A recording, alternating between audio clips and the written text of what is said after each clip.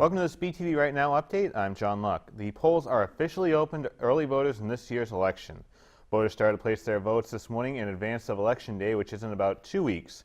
If you'd like to beat the rush on Election Day, early voting will take place at the Academy Building in the council chambers during the hours on your screen. Early voters will cast their full ballots, including the local races and all 4 questions. There are special hours as well on Wednesday and also next Thursday night, with the polls opening until 8 p.m. Sunday afternoon at Sullivan Tire was the annual Touch a Truck presented by the Greater Bridgewater Women of Today. The event featured kids dressed up in Halloween costumes, getting an up-close look at trucks from safety vehicles to construction vehicles and everything in between. All right, Greater Bridgewater Women of Today, Touch a Truck. I want to thank everybody for coming out today, sponsoring this event, all of the volunteers that were to make this whole event possible.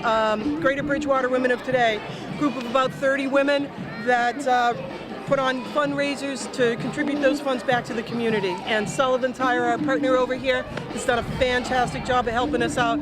This is a completely volunteer event, as you see behind you. Great turnout. We've really enjoyed the day today, and it's just been an unbelievable event. Jeff Fowler provided the music for the event. Jeff, it looks like everybody there had a good time, but it also looks like they had to start pulling out their heavier coats. Now, is this going to be a trend going into the rest of the week? Well, John, yeah, the trend for cooler weather will continue here as we go through the middle of the week. Some of the coldest weather of the season. And again, it's courtesy of this high pressure system moving down across New England. Most of the activity is in the western part of the country. You can see another large storm just off the screen here moving across the Pacific Northwest. And we have some showers moving across the Gulf coastal states with high pressure building. We have some warm air moving ahead of the colder air, and you get the idea of some showers down there. But for our area, it's going to be cold and dry. Cold enough, in fact, that the National Weather Service has issued a freeze watch for Tuesday night. And again, it's going to be courtesy of all this cold, high pressure building across our region. So that freeze watch is in effect in all areas you see shaded in blue. It does not mean that it won't be just as cold here off to the west, but their growing season is now over, and it's going to be over here as well in the Bridgewater area after Wednesday morning. So if you have not taken your plants out just yet, you're going to want to do that by tomorrow night. Futurecast shows the next chance of precipitation moving in here by Thursday. It gets kind of interesting here Thursday night. Now, if everything works out perfectly, some of this rain could be preceded by some snowflakes here by the time we get to early Thursday. We'll keep an eye on that this week. It won't be a major deal, but anytime you see some of those early snowflakes, people get excited. So keep an eye on that possibility. Other than that, we'll have another round of rain here Thursday night into Friday. Thanks, Jeff. Taking a look at some events happening in the next couple of weeks. Starting off at the Bridgewater Public Library tomorrow night, there will be a spooky South Coast paranormal lecture with Tim Weisberg at 6:30 p.m. Tim will talk about some of the true ghost stories around the area. Again, the event is tomorrow night at 6:30 p.m. at the library and is free and open to the public. At the Maxwell Library at Bridgewater State, baseball historian Charlie Beavis will discuss his book, Bridgewater's Native Son, Mickey Cochran in Early New England Baseball History.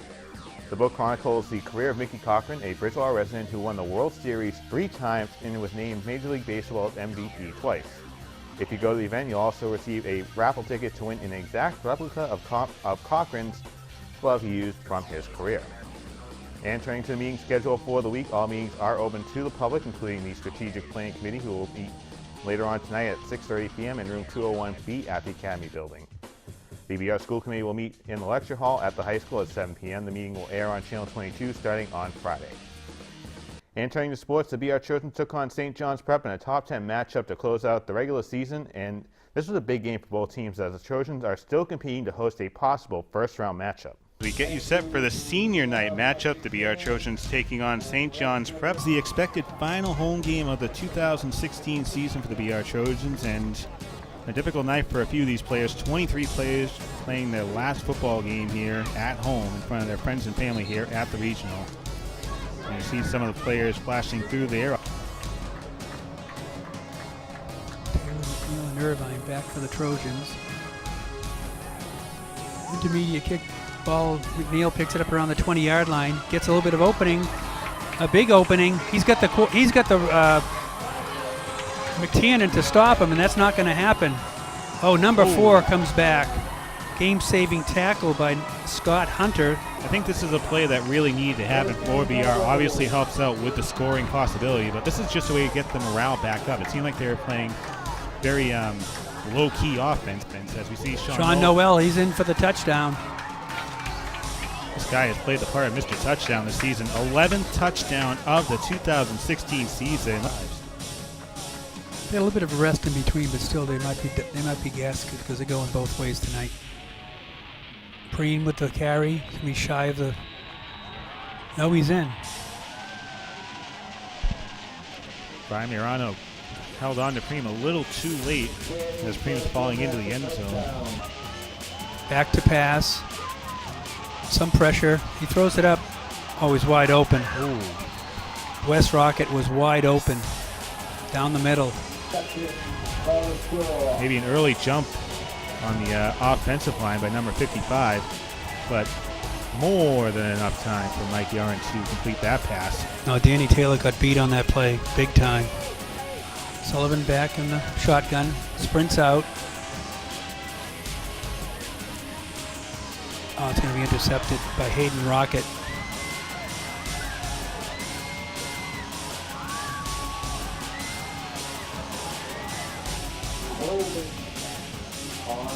Sullivan had all the time to throw the pass as Noel was trying to keep a defender off. He was intending to throw the pass, I believe that was to Bryce Shaw, but instead it was picked off by Rocket. And a couple of blocks there, you see. I think number 53 had a block. Obviously a precarious position to be in as far as the rankings go, but postseason starts next week, so if you do qualify for it, try and make the best of the situation. 40 minutes left to go in some of these careers. So the BR Trojans fall to 4-3. They lose 17-7 against St. John's Prep. Looking at the Division 1A South Power rankings and the playoff format, BR is in the postseason as a 6 seed, taking on Natick on Friday night at 7 p.m. on the road. The winner of that game will take on the winner of the 2-7 matchup between Wellesley and Hingham. And switching to the college scene, the Bridgewater State Bears took on Westfield State to push their winning streak to 6, and the Bears would win 27-7. Now, the score isn't anywhere indicative of the performance put on by Westfield State. Bridgewater State had 26 first downs compared to the Owls' 8. In total yards, BSU won that category 393 to 131. And finally, in time of possession, the Bears had the ball for close to 38 minutes, including 10 minutes in the third quarter. Bridgewater State will enjoy a bye week before a road matchup with the Framingham State Rams coming up next Saturday afternoon. And thanks for watching this BTV Right Now update. I'm John Luck.